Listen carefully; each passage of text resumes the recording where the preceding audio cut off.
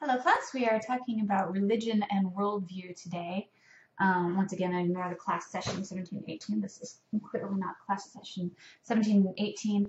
This is your week 12 lecture, and this accompanies your Grief and a Headhunter's Rage that you read this week.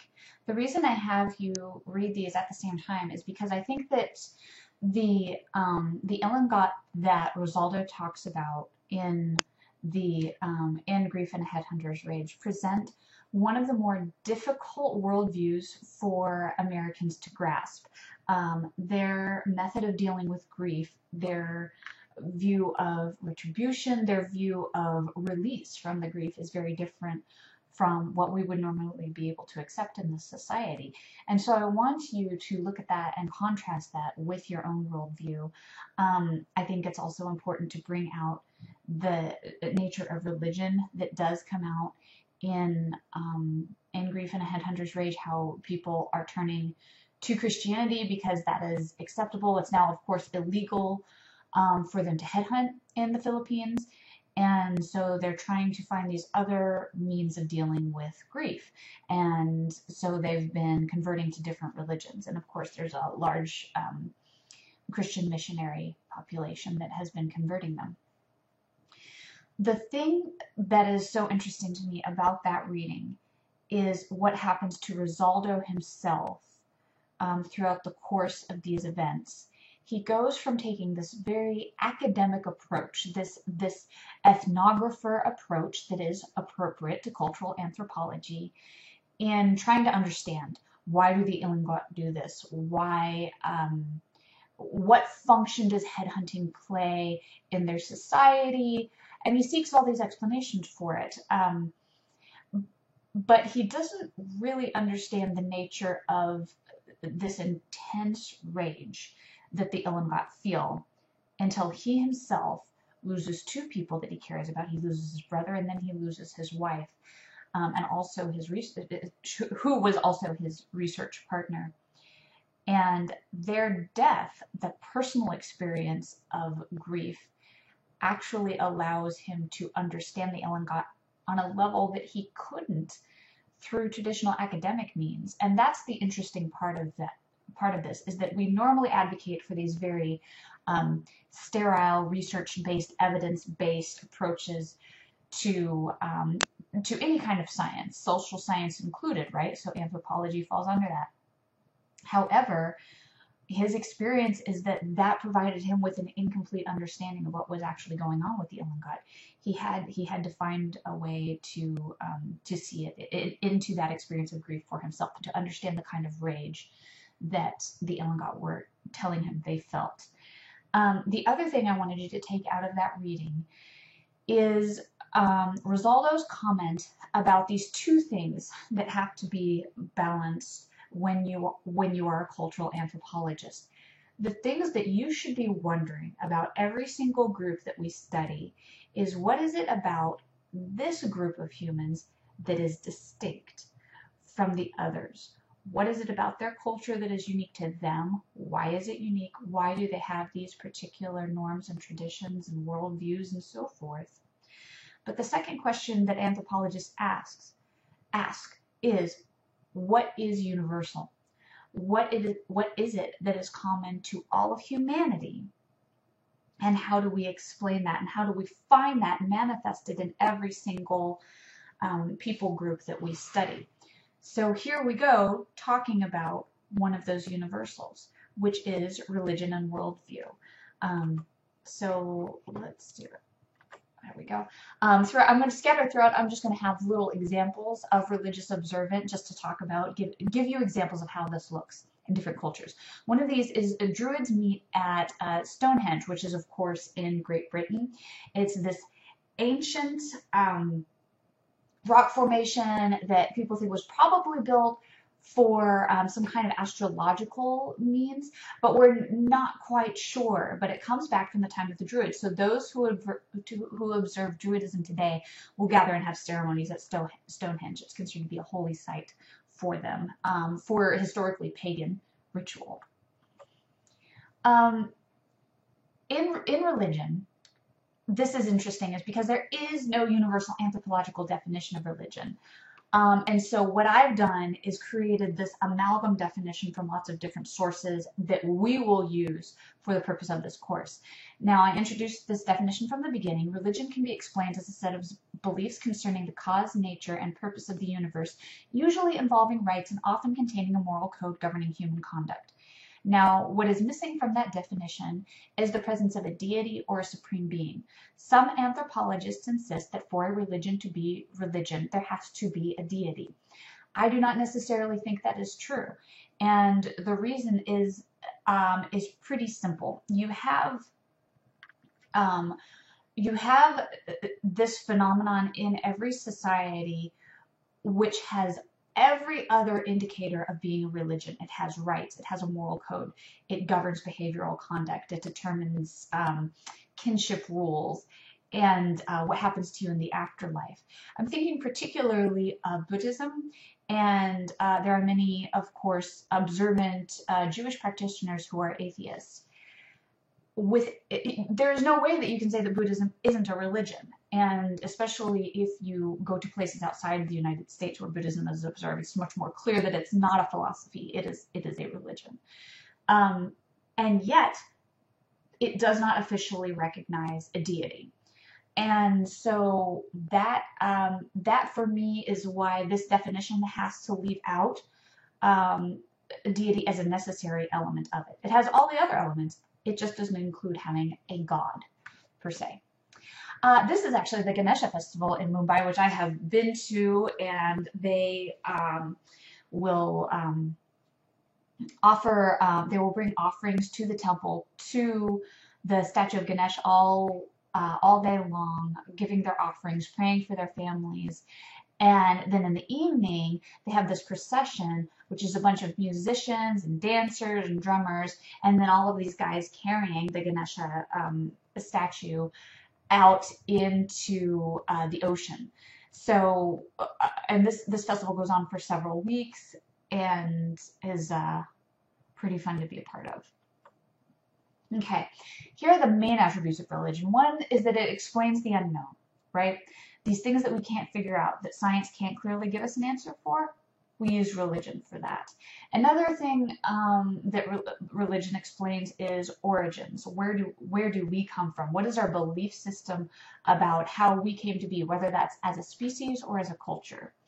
Religion also gives organization, and social organization especially, but it can infiltrate political organization, and is a means of inspiring obedience outside of something like law enforcement. So it is a means of social control in many ways, because it dictates what the appropriate behaviors are, and it gives an internal reason to follow those appropriate behaviors that does not involve actual punishment necessarily, although religion very often does have punishments included in it. It gives the moral standards. Like I said, there's a behavioral code, there's moral standards. It has rituals to show significance.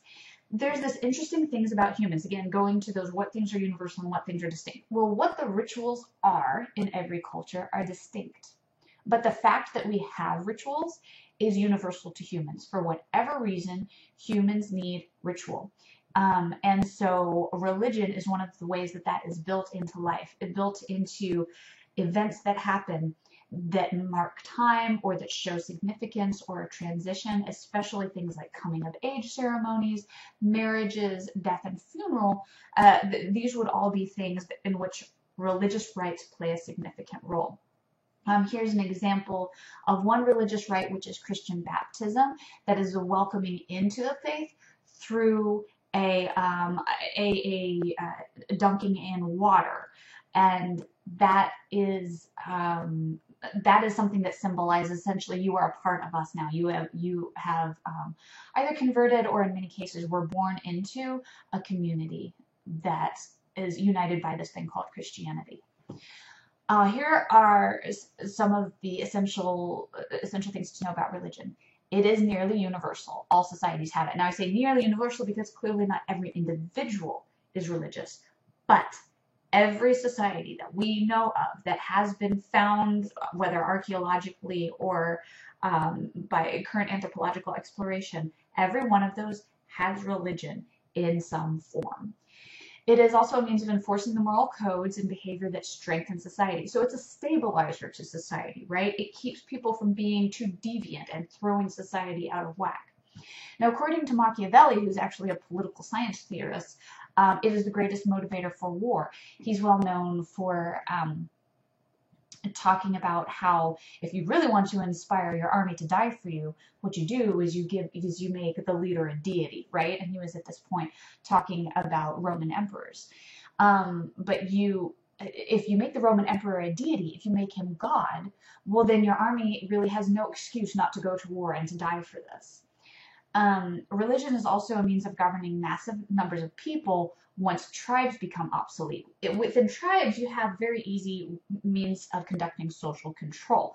Once that disperses, once it becomes, once you have the people group spreading out, maybe everyone doesn't know each other anymore, then you have to have political organization to enforce the rules or to govern.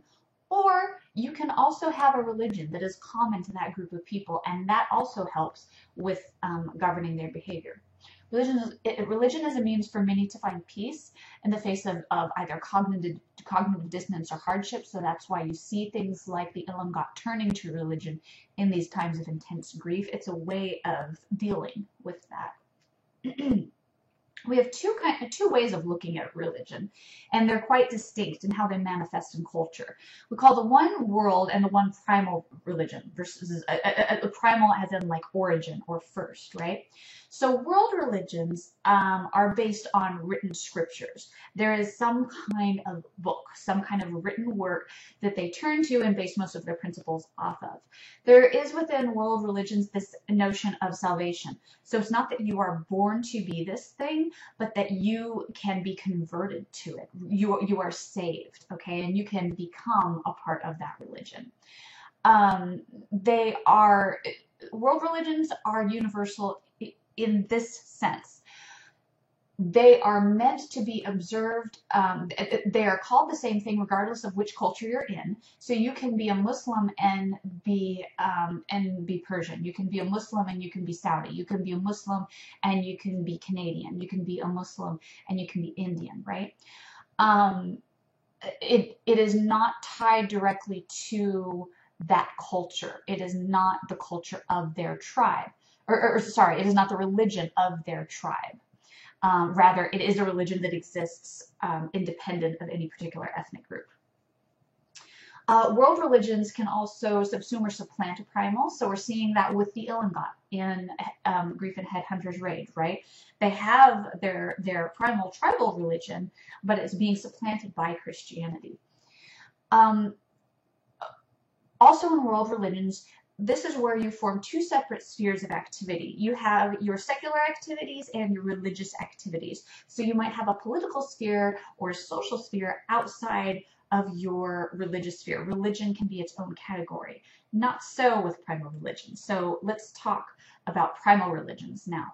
They're primarily oral. They're not necessarily written down. This is an oral tradition that has been passed on by families. It has a this world dimension orientation, meaning it's not as concerned about what happens to you in the afterlife. It's much more concerned about your activities in the here and now and how you interact with people in your group. It is confined, a primal religion is confined to a single culture or ethnicity. So it's different from the universality of the world religion in that if you are Ilongot, or if you are Kamba, or if you are Huni Kui, or if you're a Mbongo in Papua New Guinea, the religion of that ethnic group is your religion. You're born into it, and that's what you are. You can't become that by converting, by being baptized, by having different rites done to you, right? It's simply a part of your cultural identity. Within a primal religion, the religion and the social life are inseparable and intertwined. So you don't have these separate spheres that people are living in. The religion is a part of everything that this society does, as you see with the Huni Kui and the use of things like ayahuasca, the use of plants, the way that every ceremony happens. It's simply done this way because the Hunikuyi religion is a part of every single activity. Now, the primal religions also form the basis for the development of the world religions. So all of the big religions that we all know and have heard of at one point were primal religions that were specific to an ethnic group and then grew and spread and became independent from a single ethnic group. Here's an example of rituals pertaining to death. These are coffins in Ghana. In Ghana, there is this tradition of being buried in this very elaborate, custom-made coffin that represents who you were in life or something about you. I don't have a picture of it here, but when I was looking for this, actually, there was one of the coffins was a cigarette. And it was this guy who owned a cigarette shop, and he loved smoking. And so they decided to bury him in a cigarette. It's probably what killed him too, but yeah, I don't know that they were considering that. Okay, here's the terms you need to know associated with religion. Polytheism, probably heard. Belief in more than one supreme being. Monotheism, belief in one supreme being. Animism, we've talked about because the Hunikuyi were animists. They believe that all natural life has or is a spirit. Totemism is the belief that humans have kinship or a mystical relationship with a spirit being. This can be an animal or a plant. Okay, let's go to have this open already. Our video with, oh, no, I don't. Hang on. Kwame Appiah. Let me pause.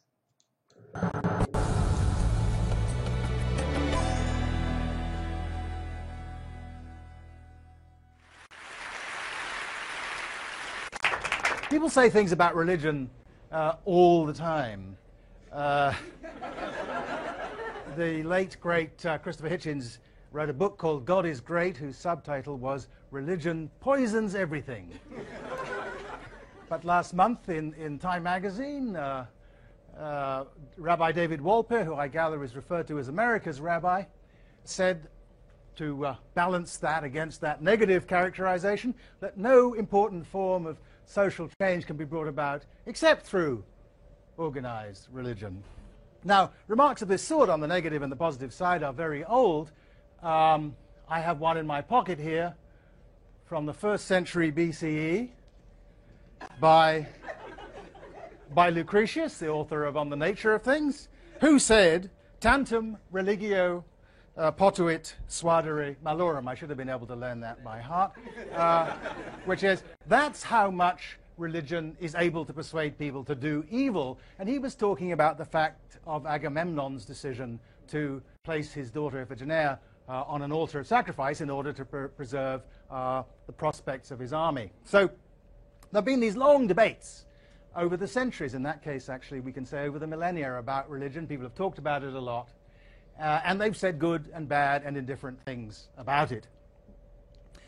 What I want to persuade you of today is of a very simple claim, which is that these debates are, in a certain sense, preposterous, because there is no such thing as religion about which to make these claims. There isn't a thing called religion, and so it can't be good or bad. It can't even be indifferent. And if you think about claims about the non-existence of things, one obvious way to try and establish the non-existence of a purported thing would be to offer a definition of that thing and then to see whether anything satisfied it. And I'm going to start out on that little route to begin with. So if you look in the dictionaries and if you think about it, one very natural definition of religion is that it involves belief in God or in spiritual beings. As I say, this is in many dictionaries, but you'll also find it actually in the work of Sir Edward Tyler, who was the first professor of anthropology at Oxford, one of the first modern anthropologists. In his book on primitive culture, he says the heart of religion is what he called animism, that is, belief in spiritual agency, belief in spirits. First problem for that definition is from a recent novel by Paul Beatty called Tough. There's a guy talking to a rabbi. The rabbi says he doesn't believe in God. The guy says, "You're a rabbi, how can you not believe in God?" And the reply is, "It's what's so great about being Jewish.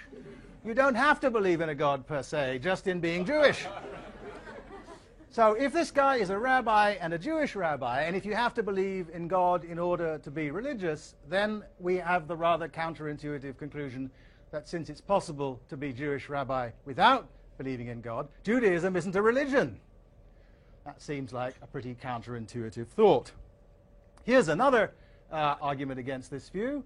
A friend of mine, an Indian friend of mine, went to his grandfather when he was very young, a child, and said to him, I want to talk to you about religion. And his grandfather said, you're too young, come back when you're a teenager. So he came back when he was a teenager, and he said to his grandfather, it may be a bit late now because I've discovered that I don't believe in the gods. And his grandfather, who was a wise man, said, oh, so you belong to the atheist branch of the Hindu tradition. And finally, there's this guy who famously doesn't believe in God. His name is the Dalai Lama. He often jokes that he's one of the world's leading atheists. But it's true, because the Dalai Lama's religion does not involve belief in God.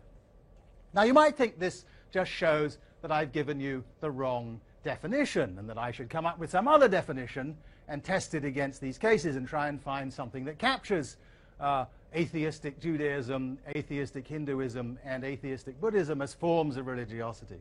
But I actually think that that's a bad idea, and the reason I think it's a bad idea is that I don't think that's how our concept of religion works. I think the way our concept of religion works is that we actually have a list of paradigm religions and their subparts, right? And if something new comes along that purports to be a religion, what we ask is, well, is it like one of these? Right? And I think that's not only how we think about religion, and that's, as it were, so from our point of view, anything on that list had better be a religion, which is why I don't think an account of religion that excludes Buddhism and Judaism has a chance of being a good starter, because they're on our list. But why do we have such a list? What's going on? How did it come about that we have this list? I think the answer is a pretty simple one, and therefore crude and contentious. I'm sure lots of people will disagree with it. But here's my story. And true or not, it's a story that I think gives you a good sense of how the list might have come about, and therefore helps you to think about what use the list might be. I think the answer is European travelers, starting roughly about the time of Columbus, started going around the world.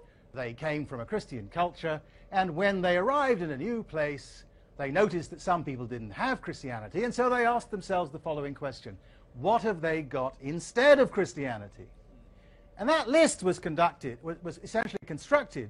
It consists of the things that other people had instead of Christianity. Now, there's a difficulty with proceeding in that way, which is that Christianity is extremely, even on that list, it's an extremely specific tradition.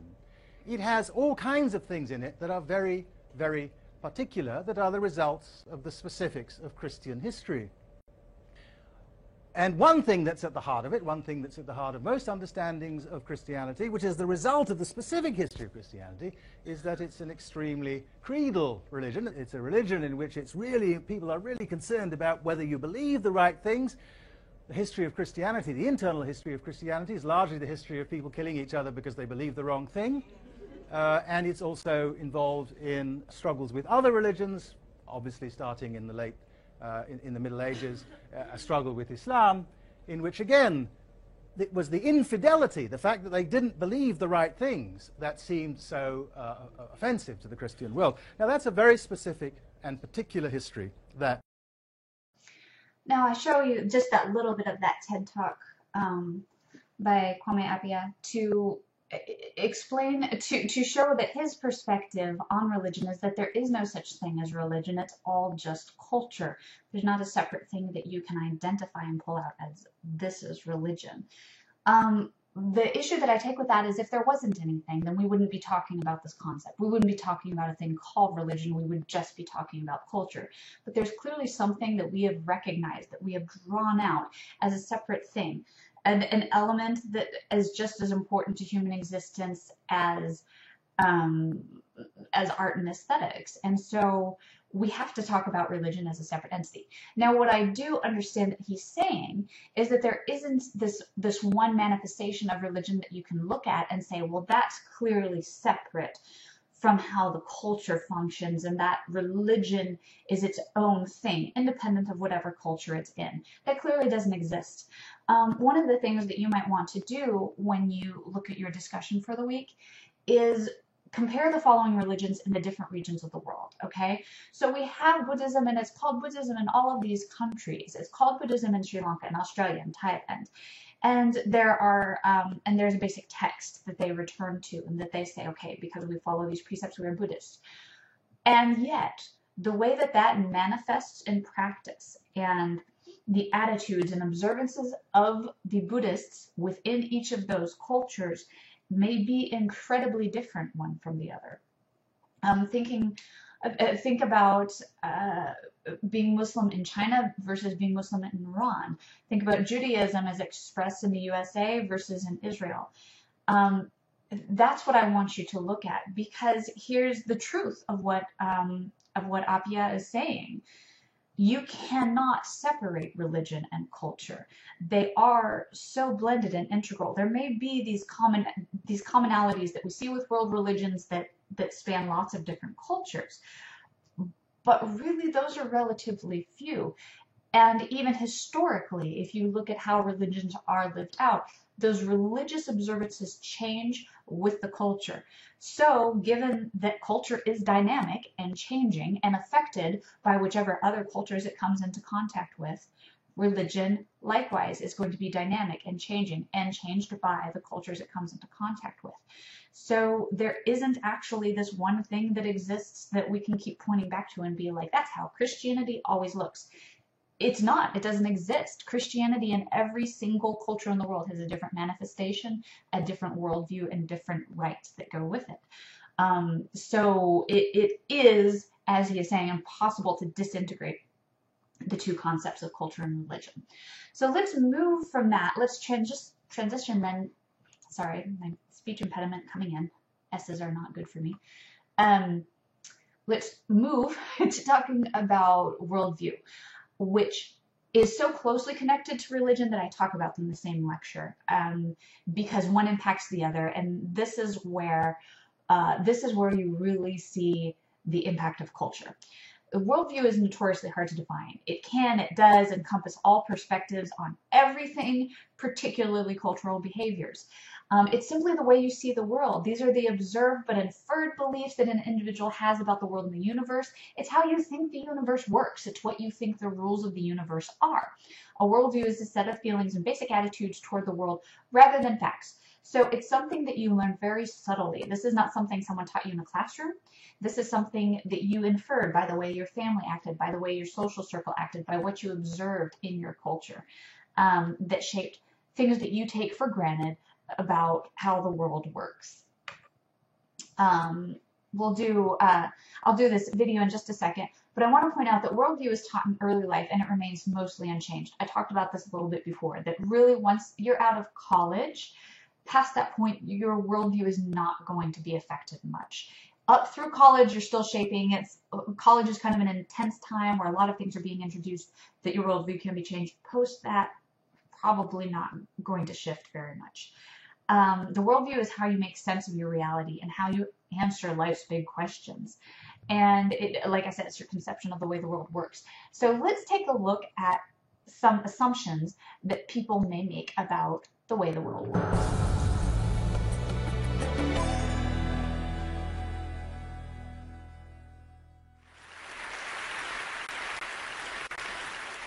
So imagine you're standing on a street anywhere in America, and a Japanese man comes up to you and says, excuse me, what is the name of this block?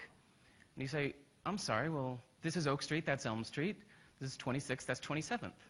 He says, okay, but what is the name of that block? You say, well, blocks don't have names. Streets have names. Blocks are just the unnamed spaces in between streets. He leaves a little confused and disappointed. So now imagine you're standing on a street anywhere in Japan. You turn to a person next to you and say, excuse me, what is the name of this street? And they say, oh, well, that's block 17 and this is block 16. And you say, okay, but what is the name of this street? And they say, well, streets don't have names. Blocks have names. Just look at Google Maps here. There's block 14, 15, 16, 17, 18, 19. All of these blocks have names, and the streets are just the unnamed spaces in between the blocks. And you say, okay, then how do you know your home address? I said, well, easy. This is District 8. There's block 17, house number 1. You say, okay, but walking around the neighborhood, I noticed that the house numbers don't go in order. He said, of course they do. They go in the order in which they were built. The first house ever built on a block is house number 1. The second house ever built is house number 2. Third is house number 3. It's easy. It's obvious. So I love that sometimes we need to go to the opposite side of the world to realize assumptions we didn't even know we had, and realize that the opposite of them may also be true. So for example, there are doctors in China who believe that it's their job to keep you healthy. So any month you are healthy, you pay them. And when you're sick, you don't have to pay them because they failed at their job. They get rich when you're healthy, not sick. In most music, we think of the 1 as the downbeat, the beginning of the musical phrase. 1, 2, 3, 4. But in West African music, the 1 is thought of as the end of the phrase, like the period at the end of a sentence. So you can hear it not just in the phrasing, but the way they count off their music. 2, 3, 4, 1. And this map is also accurate. There's a saying that whatever true thing you can say about India, the opposite is also true. So let's never forget, whether at TED or anywhere else, that whatever brilliant ideas you have or hear, that the opposite may also be true. Domo arigatou gozaimashita.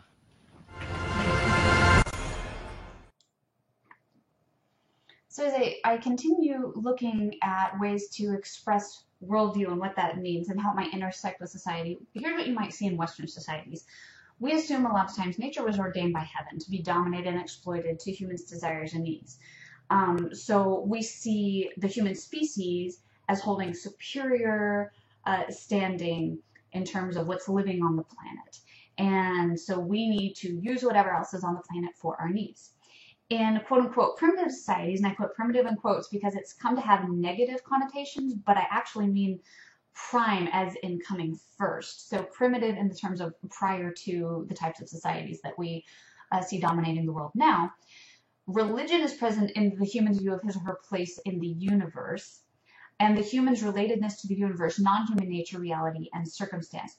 So in other words, religion is evident in the daily life, the agriculture, the hunting, the health measures, the arts and crafts, and also in how you relate yourself and your place in the world to nature. It's very much what the Hunikui do in honoring every plant, every life form around them. So it tends to be a more animistic view of the world, in which you don't view it as a hierarchy, but you simply view everything as kind of living in this harmonious cycle. Clicking through, there we go.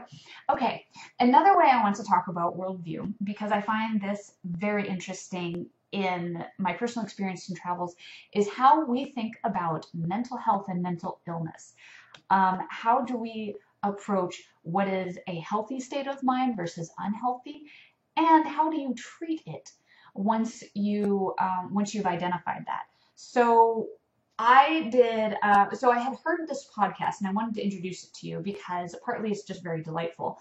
But it's this man named Andrew Solomon, who we're going to just hear the audio of his podcast, and he, throughout his life, has struggled with anxiety and depression, and it has been kind of his lifelong quest to find treatment for this, to overcome anxiety and depression. And he's become a writer and a bit of a comedian in this quest.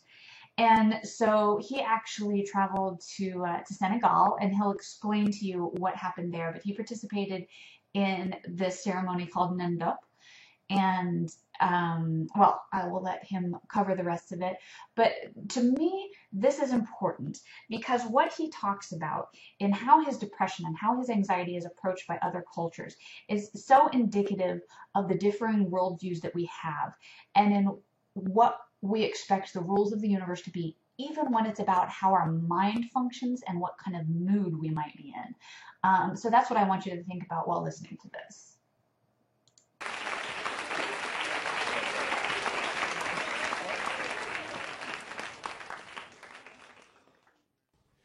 So, I'm not depressed now, but I was depressed for a long time, and I wrote about being depressed, and I lived for a long time with blinding depression and had long stretches when everything seemed hopeless and pointless, when returning calls from friends seemed like more than I could do, when getting up and going out into the world seemed painful. when I was completely crippled with anxiety. And when I finally got better and started writing about the process of recovery, I became very interested in all of the different kinds of treatment that there were for depression. And having started as a kind of medical conservative, thinking that there were only a couple of things that worked, medication and certain talking therapies, and that was really it, I very gradually began to change my mind, because I realized that if you have brain cancer and you decide that standing on your head and gargling for half an hour every day makes you feel better, it may make you feel better, but the likelihood is that you still have brain cancer and you're still going to die from it. But if you have depression and you say that standing on your head and gargling for half an hour makes you feel better, then you are actually cured, because depression is an illness of how you feel. And if you feel really great after you do that, then you're not depressed anymore. So I began to think all kinds of things could work. And I researched everything ranging from experimental brain surgeries to hypnotic regimens of various kinds. I had people writing to me because I had been publishing on this subject. There was one woman who wrote to me, and she said that she had tried actually electroshock treatments and a variety of other approaches to depression, medication and therapy, and she had finally found the thing that worked for her, and she wanted me to tell the world about it, and that was making little things from yarn. Some of which she sent me, and none of which I'm wearing right now. But in any event, I had that rich engagement. And I also became interested, as I was doing this work, in the idea that depression existed not only in the civilized West, as people tended to perceive it to exist, but actually across cultures and had existed across time.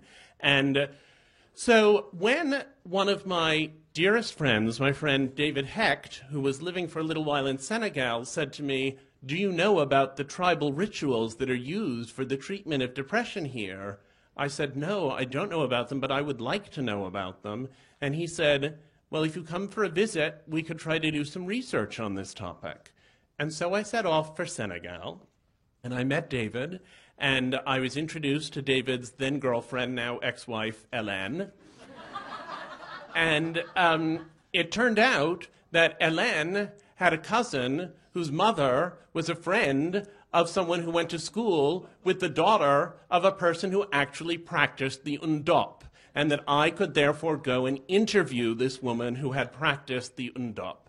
And so we went off to a small town about 2 hours outside of Dakar, and I was introduced to this extraordinary, old, large woman wrapped in miles and miles of African fabric printed with figures of eyes.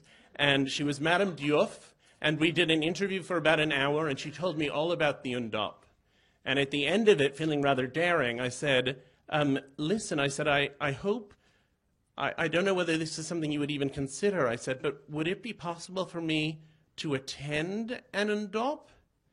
And she said, "Well, I've certainly never had a foreigner," the local word was tubob, "I've never had a foreigner attend one of these before." She said, "But actually," she said, "I mean, you've come through these friends and these connections." She said, "Yes, the next time I perform an Ndop, you may be present."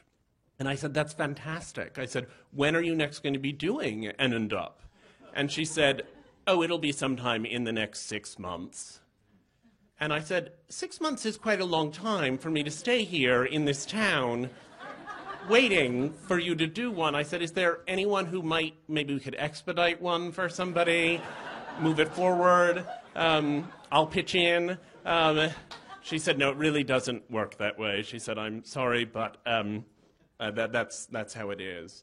And I said, "Well, I guess I won't be able to see an Ndop then, but even so, this conversation has been so interesting and so helpful to me, and I'm a little sad leaving here about not actually getting to see one, but I thank you." And she said, "Well, I'm glad that you could come. I'm glad it was helpful." And she said, "But there is one other thing." She said, I hope you don't mind my saying this." And I said, "Well, no, what? What is it?" And she said, "You don't look that great yourself." She said, you are suffering from depression?" And I said, well, yes. I said, I was very acute. It's kind of a little better now, but yeah, I still do actually suffer from depression. She said, well, I've certainly never done this for a two-bob before, but I could actually do an undup for you. And I said, oh. I said, what an interesting idea. I said, well, yes, sure. Yeah, absolutely. Yes, let's do that. I said, that I'll have an undup. And she said, oh, well, that's great, she said. And she gave us some sort of fairly basic instructions, and then we left. And my translator, the aforementioned then girlfriend, now ex-wife of my friend, turned to me and she said, are you completely crazy? Do you have any idea what you're getting yourself into? And I said, well, you know, I'm all these things, very interesting. She said, you're crazy. She said, you're totally crazy, but I'll help you if you want. So we had left, and the first thing we had was a shopping list. There had been you could get them to buy the stuff, but you had to pay a surcharge. I'd said, no, we'd buy the stuff. So we had to go out. We had to buy 7 yards of African fabric.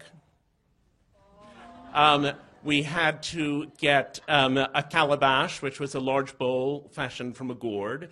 We had to get 3 kilos of millet. We had to get sugar. We had to get cola beans. And then we had to get 2 live cockerels, 2 roosters, and a ram. And so Ellen and I went to the market with David and with these other people, and we got most of the things. And I said, well, but what about the ram? And Ellen said, we can't buy the ram today. What are we going to do with it overnight? So I saw the sense of that. So the next day we got into a taxi to go back out 2 hours to where we were going. And I said, what about the ram? And Ellen said, oh, we'll see a ram along the way. So we were going along, and there was a Senegalese shepherd by the side of the road with his flock. And we stopped the cab, and we got out, and we bought the ram for $7, and then we had a little bit of a struggle getting the live ram into the trunk of the taxi cab. But the cab driver seemed not at all worried, even by the fact that the ram kept relieving himself in the trunk of the taxi cab. And so then we got to Rufisque, and we got there. I said, well, here I am. I'm ready for my close-up. And the thing about the undup is that it varies enormously depending on a whole variety of signals and symbols that come from above. So we had to go through this whole shamanistic process, and I still didn't know really very much of what was going to happen. So first I had to change out of my jeans and my T-shirt and put on a loincloth, and then I sat down, and then I had my chest and my arms rubbed with millet, and then, which is a grain, and then someone said, oh, we really should have music for this. And I said, oh, great. And I thought, you know, drumming. I thought some atmospheric thing. And she came out with her very prized possession, which was a battery-operated tape player for which she had 1 tape, which was Chariots of Fire. So we started listening to Chariots of Fire, and in the meanwhile, I was given sort of various shamanistic objects. I had to hold them with my hands and drop them. I had to hold them with my feet and drop them. They would sort of say, oh, this augurs well, this augurs badly. There were 5 assistants to Madame Diouf who had all gathered around. And we sort of spent the morning like this, and it was all really just fine. And then they said it was maybe, we'd started at about 8, maybe about 11, 11:30. They said, well, now it's actually time for the central part of the ritual. And I said, oh, okay. And the sound of drumming began, the drumming I'd been hoping for. The drumming began. And so there was all of this drumming, and it was very exciting. And we went to the central square of the village, where there was a small makeshift wedding bed that I had to get into with the ram. And I had been told it would be very, very bad luck if the ram escaped, and that I had to hold on to him, and that the reason we had to be in this wedding bed was that all my depression and all my problems were caused by the fact that I had spirits. In Senegal, you have spirits sort of all over you. The way here, you sort of have microbes. Some are good for you, some are bad for you, some are neutral. Anyway, my bad spirits were extremely jealous of my real-life sexual partners, some of whom are here tonight. And and that we had to mollify the anger of the spirit. So I had to get into this wedding bed with the ram, and I had to hold the ram very tightly because he was not having a good life, this ram. And he, of course, immediately relieved himself on my leg.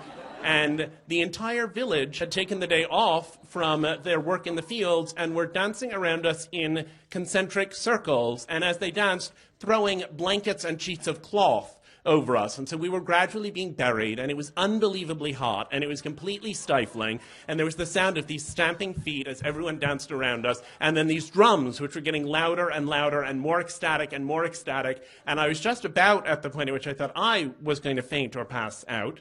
At that key moment, suddenly all of the cloths were pulled off. I was yanked to my feet. The loincloth that was all I was wearing was pulled from me. The poor old ram's throat was slit, as were the throats of the two cockerels, and I was covered in the blood of the freshly slaughtered ram and the cockerels. And so there I was, naked, totally covered in blood, and they said, okay, that's the end of this part of it. And I said, well, okay. And they said, they said, the next piece comes now. And I said, okay. And we went over back to the area where we'd done the morning preparations. And one of them said, but look, it's kind of lunchtime. Why don't we just take a break for a minute? Would you like a Coke? I don't drink Coke that much, but at that moment, it seemed like a really, really, really good idea. And I said yes. And so I sat there naked and completely covered in animal blood, with flies kind of gathering as they will when you're naked and covered in animal blood. And I drank this Coke. And then when I had finished the Coke, they said, okay, now we have the sort of final parts of the ritual. They said, so first you have to put your hands by your sides and stand very straight and very erect. And I said, oh, okay. And then they tied me up with the intestines of the ram. And in the meanwhile, it was hanging from a nearby tree, and there was someone sort of doing some butchering of it, and they took various little bits of it out. And then I had to kind of shuffle over, all tied up in intestines, which most of you probably haven't done, but it's hard. I had to shuffle over, and I had to take these little pieces of the ram, and I had to dig holes, and I had to put the pieces of the ram in the holes. And I had to say something, and what I had to say was actually, to me, incredibly, strangely touching in the middle of this weird experience. I had to say, spirits, leave me alone to complete the business of my life, and know that I will never forget you. And I thought, what a kind thing to say to the evil spirits you're exorcising, that I'll never forget you, and I haven't. So anyway, there were various other little bits and pieces that followed. I was given a piece of paper in which all of the millet from the morning had been gathered. I was told that the next morning I should sleep with it under my pillow, and in the morning get up and give it to a beggar who had good hearing and no deformities, and that when I gave it to him, that would be the end of my troubles. And then the women sort of all filled their mouths with water and began spitting water all over me, which it turns out is the sort of, it's the surround shower effect, and rinsing the blood away from me. And it gradually came off, and when I was clean, they gave me back my jeans, and everyone danced, and they barbecued the ram, and we had this dinner, and I felt so up. I felt so up. It had been quite an astonishing experience, even though I didn't believe in the animist principles behind it. All of these people had been gathered together cheering for me, and it was very exhilarating. And I had a very odd experience 5 years later when I was working on my current book, and I was in Rwanda doing something else altogether, and I got into a conversation with someone there. And I described the experience I'd had in Senegal. And he said, oh, we have something that's a little like that. He said, that's West Africa, this is East Africa, it's quite different, but there are some similarities in some rituals here. He said, we had a lot of trouble with Western mental health workers who came here immediately after the genocide, and we had to ask some of them to leave. And I said, what was the problem? And he said, okay, they came, and their practice did not involve being outside in the sun, like what you're describing, which is, after all, where you begin to feel better.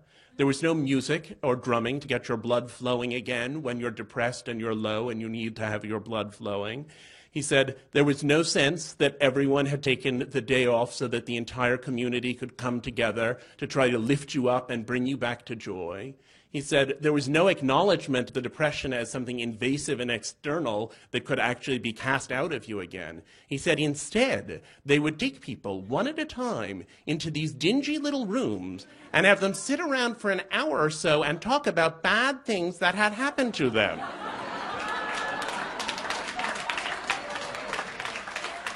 He said, we had to get them to leave the country. Thank you. Okay,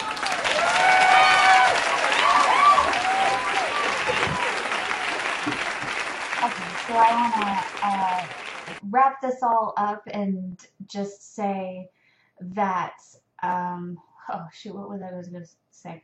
Oh, I was going to tell you that I am grading your papers. It's going to take me a while to get through all of them, but I have them. Thank you for turning those in. And wanted to encourage you to write me with any questions that you have about this. But don't forget to do your discussion for this week. All right, thanks. I will have something up for you next week. This is probably the last lecture you'll have with me. I think, no, you'll have one more. And then I have a movie for you to watch too. Okay, take care.